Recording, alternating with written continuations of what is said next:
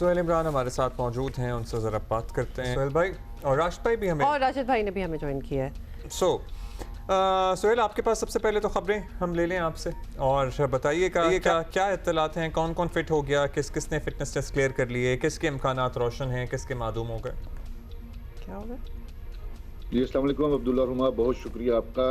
Definitely Pakistan cricket team का जो ऐलान था वेस्ट इंडीज़ और इंग्लैंड के टूर के लिए वो गुज़िश्ता हफ्ते हो जाना चाहिए था, क्योंकि गुज़िश्ता हफ्ते ही जो बड़ी बैठक थी सेलेक्टर्स की वो हुई थी, लेकिन उसके दौरान कुछ खिलाड़ियों के फिटनेस मसाइल कुछ के बहुत ज़्यादा थे, कुछ के कम थे, तो उसको असेस करने के लिए दोबारा से टेस्ट लिए गए। कुछ खिलाड़ियों की फिटनेस दोबारा से असेस की गई, जिसमें सौशकील और wicket keeper batter Mohammad Rizwan शामिल हैं। इसके अलावा भी सलमान अली आगा समेत एक दो और खिलाड़ी भी थे, लेकिन उनकी इतने वरी नहीं थी उनकी इंजरीज के हवाले से, इसलिए उनको ज़्यादा कंसिडर नहीं किया गया खदशात और तहफ़्फ़ुज़ात के हवाले से। ये दो खिलाड़ी सौशकील और मोहम्मद रिजवान ऐसे थे जिनके 2 रोज़ पहले यहाँ पर LCC ग्राउंड में फिटनेस टेस्ट भी हुई और उसके बाद उनको नेट्स पर देखा भी गया था प्रैक्टिस करते हुए बैटिंग की। पहले ये था कि 17 रुकनी स्क्वाड जाएगा, जिसके कुछ रोज पहले हमने नाम भी दिए थे, जिसपे अवैस जफर और अजान अवैस दोनों शामिल थे। इब्रार का नाम नहीं था, अली उस्मान थे और उसके साथ साथ एक ऑलराउंडर और 4 फास्ट बॉलर्स इस टीम में शामिल थे। 17 रुकनी स्क्वाड का हुआ था कि जी वो जाएगा दोनों जगहों के ऊपर, वेस्ट इंडीज और इंग्लैंड।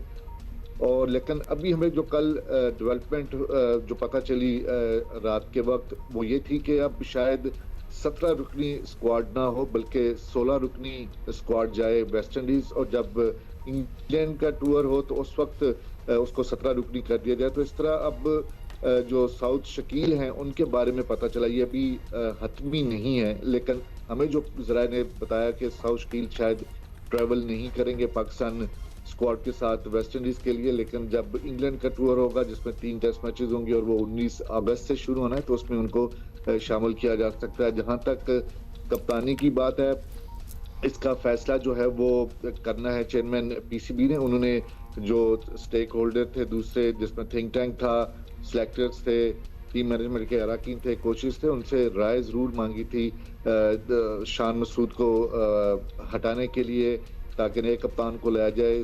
5 टेस्ट मैचेस और आगे जितने भी पाकिस्तान के मजमूई तौर पर 9 टेस्ट मैचेस बचते हैं वर्ल्ड टेस्ट चैंपियनशिप के, उनके लिए। और अभी भी वो वाला बाब बंद नहीं हुआ पाकिस्तान क्रिकेट टेस्ट टीम के कप्तान की तब्दीली के हवाले से। कुछ रिकमेंडेशन चेयरमैन के पास तो कप्तानी के लिए जाहिर है। अच्छा राशिद भाई, ये बड़ी इंटरेस्टिंग बात है इन द सेंस कि अगर तो शान मसूद को रिप्लेस करने की बात हो रही है तो क्या ऑप्शंस हो सकते हैं? स्क्वाड तो यही है, किसको आप देखते हैं कि जो ज़्यादा केपेबल हो than him for this tour?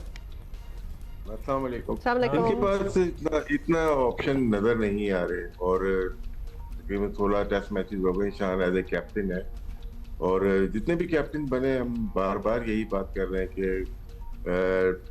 Specially Shaheen की T20 में कप्तान होना चाहिए था, सलमान अली आगा को वनडे में, चले बात गुजर गई, लेकिन अभी ऑप्शन मुझे नजर नहीं आ रही। यहाँ पर रिजवान थे एक जमाने में कैप्टन, बाबर आजम थे, शाहीन थे, लेकिन इसके अलावा एक वक्त एक बात चली थी साल पहले जब बहुत अच्छी फॉर्म में सऊद शकील थे, वो एक कप्तानी ले सकते थे, लेकिन उनकी भी फॉर्म या इंजरी की वजह से वो भी टीम के साथ अगर नहीं है तो हमारे पास ऑप्शन इतने हैं नहीं।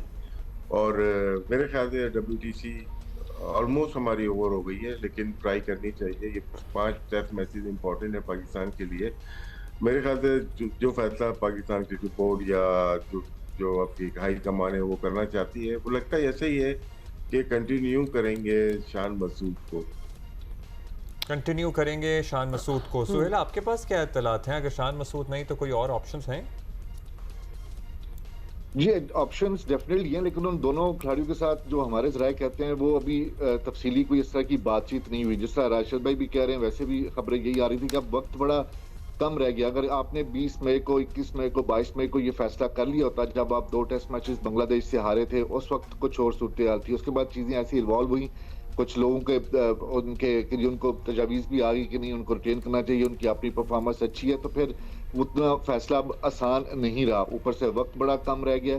ऑप्शन जहाँ तक है, पहले सलमान अली आगा का नाम लिया जाता रहा, लेकिन हमें जो ज़राए बताते हैं कि सलमान अली आगा के साथ इस हवाले से जो खबरें आई थी पहले कि जी उन्होंने इनकार कर दिया, वो बनना नहीं चाहते, उनसे अभी तक पाकिस्तान क्रिकेट बोर्ड का जो आला ओहदेदारान है उन्होंने कप्तानी के हवाले से, उनको कप्तानी सौंपने के हवाले से, जो कल रात तक की सूरत हाल है वो यही थी कि उनके साथ कोई बातचीत नहीं की गई। इसके साथ साथ जो तजवीज़ दी गई थी, अच्छा सोहेल, इस टूर के लिए वो बाबर आजम का नाम भी शामिल था। अच्छा, इस टूर के लिए वाइस कैप्टन की हो गई है कोई अनाउंसमेंट? ये बड़ा वैल्यू रखेगा जाहिर है वाइस कप्तान जो भी होगा। जी अब्दुल्ला रुमा भी तो टीम का ऐलान ही नहीं हुआ, स्क्वाड का ऐलान ही नहीं हुआ। रिकमेंडेशन कोई आ रही है? नहीं, अभी नायब कप्तान के हवाले से कोई रिकमेंडेशन नहीं है, क्योंकि उससे पहले साउथ शकील नायब कप्तान रहे हैं, और अगर वो साउथ शकील, जिस तरह राशिद भाई ने भी जिक्र किया, अगर उनकी फॉर्म अच्छी होती, पिछले 4 टेस्ट मैच स्पेशली जो बांग्लादेश का जो टूर गया है उसमें अगर उनकी परफॉर्मेंस होती तो उनको कंसीडर किया जा सकता था। लेकिन अब तो जो लग रहा है कि वो तो शायद 16 रुकनी स्क्वाड में भी शामिल ना हो, जिसने वेस्ट इंडीज का टूर करना है। ये टीम का अनाउंसमेंट यही था कि इस हफ्ते हो जाना चाहिए था, लेकिन चेयरमैन की मंजूरी के बाद ही अनाउंसमेंट होना, और उसके साथ ही कप्तान और वाइस कप्तान के नाम भी सामने आएंगे। अच्छा, वाइस कैप्टन का होना कितना ज़रूरी है, कितना फ़ायदेमंद हो सकता है? राज भाई, आपका इतना वसी तजर्बा इतने बड़े टूर के लिए, और माजी में हम देखते आए हैं कि इंजमाम के बाद यूनुस खान थे, बिल्कुल अलग अलग दौर में डिफरेंट चेयरमैन आए, कभी रखे कभी नहीं रखे, और ज़रूरी होता है वाइस कैप्टन का होना, क्योंकि आपको पता चल जाता है कि ये कैप्टन है। हमारे ज़माने में जावेद नियाज़ कैप्टन थे, उनके नाइब थे सलीम मलिक थे, सबको पता था उसके बाद जो रिप्लेस करेंगे वो यही होंगे। लेकिन हमारा वक्त बदलता रहता है। वाइस कैप्टन बहुत इम्पोर्टेंट इसलिए नहीं है कि हमने उसको रिपीट नहीं किया, उनके बाद फौरन वसीम अकरम को कप्तान बना दिया गया, तो उसके बाद वकार यूनुस बन गए। तो जो नाइब कप्तान होता है, वाइस कैप्टन होता है, ज़रूरी नहीं कि वो कप्तान बने।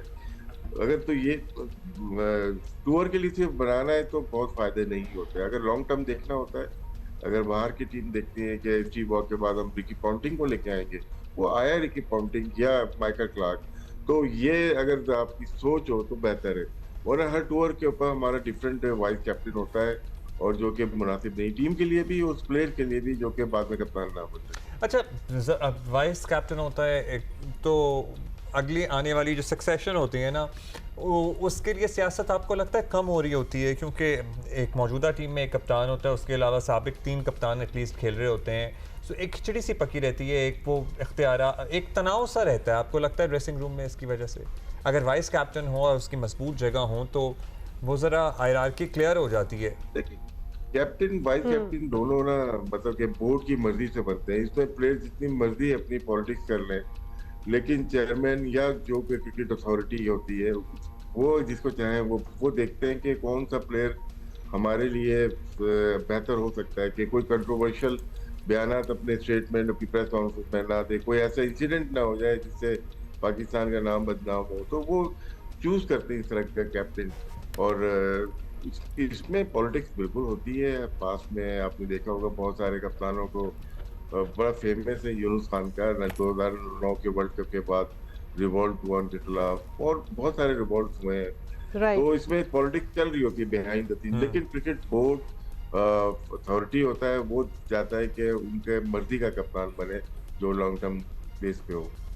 अच्छा, ये बताएं राशिद भाई कि बाबर आजम को भी ऑब्वियसली कंसिडर किया जा रहा है, सोचा जा रहा है इस टूर के लिए, तो और अगर कप्तान की बात हो ही रही है that who could be the captain if not Shan Masood, तो व्हाई नॉट बाबर आजम?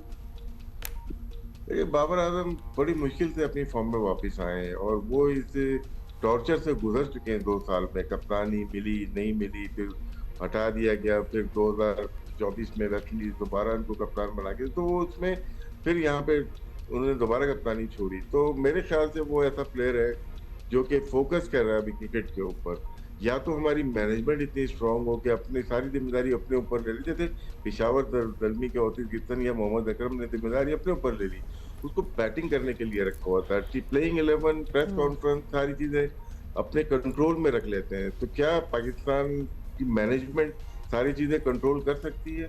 फिर उसके परिणामात एकदम से आ जाते हैं कि अपनी टीम चला रहे हैं, अपने दोस्तों को खिला रहे हैं, तो ये मेंटल टॉर्चर होता है किसी भी कप्तान के ऊपर। वो अच्छा, कुछ कैप्टन ऐसे होते हैं, सचिन तेंदुलकर का आप हमें बता मेरा सकते हैं? मशवरा जी जी, मेरा मशवरा यही है कि वो उनको अगर ऑफर भी हो तो उनको एक्सेप्ट नहीं करना चाहिए। हाँ मतलब सचिन तेंदुलकर की आप बेहतर बता सकते हैं कि जब उनको कप्तान बनाते हैं तो फिर उनकी परफॉर्मेंस मुतासिर होती है, फिर हटते हैं, फिर दोबारा आते हैं, फिर उनकी परफॉर्मेंस मुतासिर होती है। So we have seen that with the legends like Sachin Tendulkar too.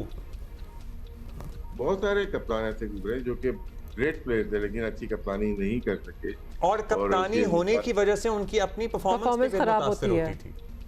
ये परफॉर्मेंस बेहतर भी हो लेकिन वो कंट्रोल अगर टीम के ऊपर नहीं है तो फिर वो फायदा नहीं होता। तो वो कुछ ऐसे लोग होते हैं जो कि सॉफ्ट होते हैं कैप्टन, जो सीनियर प्लेयर को कुछ बोल नहीं सकते, उस पर एक्शन नहीं ले सकते, तो वो फिर टीम का कल्चर, वो माहौल बन नहीं पाता है। तो इस वजह से आपकी जो भी कप्तान बने, आपकी मैनेजमेंट बहुत स्ट्रांग होनी चाहिए, आपका कोच जिसके अंदर है, आपके मैनेजर जो है, मैनेजमेंट है, वो बहुत कंट्रोल होनी चाहिए। लेकिन हमारे कभी कभार ऐसे इंसिडेंट हुए हैं पास्ट में जो कि ड्रेसिंग रूम की चीजें बाहर आई हैं जिससे टीम का माहौल खराब हो जाता है। अच्छा, अब हम कुछ साथ विजुअल्स भी देख रहे हैं और नेचुरली वहाँ कोचिंग टीम भी हमें नज़र आ रही है। सुहेल बताएं, मतलब कि ये मिसबा और हमें असद शफीक भी नज़र आए हैं और रिजवान भी एक्चुअली शायद नज़र आए हैं, तो ये किस तरह ये कोचिंग सेशंस वगैरह कैसे चल रहे हैं और क्या मतलब क्या टर्म्स क्या यूज़ होती होंगी, क्या बातें होती होंगी for a better performance in the future, क्योंकि हम अभी पिछले पास्ट में देखते भी आ रहे हैं कि Pakistan team is not really up to the mark. ये जो विजुअल्स आप देख रहे हैं इस वक्त स्क्रीन पर, ये जो एनसीए का रेड बॉल कैंप लगाया गया था, ये उसके हैं। और उस इसलिए लगाया गया था कि प्री सीजन ये कैंप लगाया गया था। गुज़िश्ता बरस director high performance Saqib Javed ने ये सिलसिला शुरू किया था, लेकिन पिछले साल बारिशें बहुत ज़्यादा हुई थी, जुलाई अगस्त में ये लगाया गया था, तो इतना ज़्यादा उसका फ़ायदा नहीं उठाया गया था। अब ये ड्राई सीजन था, इस दौरान ये कैंप लगाया गया सुबह भी और शाम को भी, और इस दौरान इन खिलाड़ियों ने जो सबसे ज़्यादा फोकस था वो फिटनेस और लंबे दुरानिये के मैचेस के ऊपर था। दो रोज़ा मैचेस भी यहाँ पर LCCA ग्राउंड में खेले गए। ये जो आपने भी जिक्र किया मिसबाह उल हक का, असद शफीक का और दूसरे रिजवान तो डेफिनेटली कैंप का हिस्सा थे। सरफराज हैं, सरफराज हेड कोच की जिम्मेदारियां निभा रहे हैं। जो मिसबाह उल हक हैं वो कैंप में भी शामिल रहे, बैटिंग कोच की भी वो करते रहे, जिम्मेदारी निभाते रहे। वो सिलेक्शन कमेटी के रुकन भी हैं और हैसियत से भी वो यहाँ पर नजर आए। इनके साथ साथ उमर गुल हैं, वो बॉलिंग कोच हैं। असद शफीक सिलेक्शन कमेटी का हिस्सा भी हैं और कुछ अर्सा पहले जब पाकिस्तान टीम ने बांग्लादेश का टूर किया था, वो बैटिंग कोच की हैसियत से उन्होंने पाकिस्तान का टूर भी किया था। तो ये कैंप जो जितना हम लोगों ने देखा, ये जब भी हमें यहाँ पर बुलाया गया, ये माजी में जो 2013, 14, 15, 16 में जो कैंप लगा करते थे, उसके बाद लगभग 10-12 साल के बाद इस तरह का जो कैंप है, जो बड़ा एक डिसिप्लिन तरीके से लगाया गया है, ऑफ सीजन में प्री सीजन जो सीरीज होती हैं उसके लिए लगाया गया। तो मेरा ख्याल है कि खिलाड़ियों की एक तो फिटनेस का अंदाजा भी हुआ। यही वजह है कि कुछ खिलाड़ियों के पहली मरतबा जो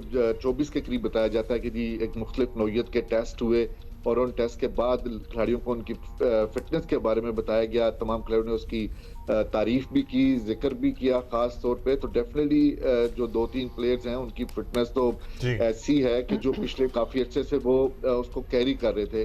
बाकी जितने भी खिलाड़ी हैं वो इस वक्त मुकम्मल फिट भी लग रहे हैं और वेस्ट इंडीज के खिलाफ और आगे इंग्लैंड के खिलाफ तैयार भी हैं। चलिए जी, good luck to all the खिलाड़ियों। बहुत शुक्रिया आपका। Thank you Suhel, thank you Rashid भाई, थैंक यू सो मच। हम होपफुल हैं और खासकर फिटनेस ठीक हो जाए ना तो काफी मामला बेहतर हो सकता है।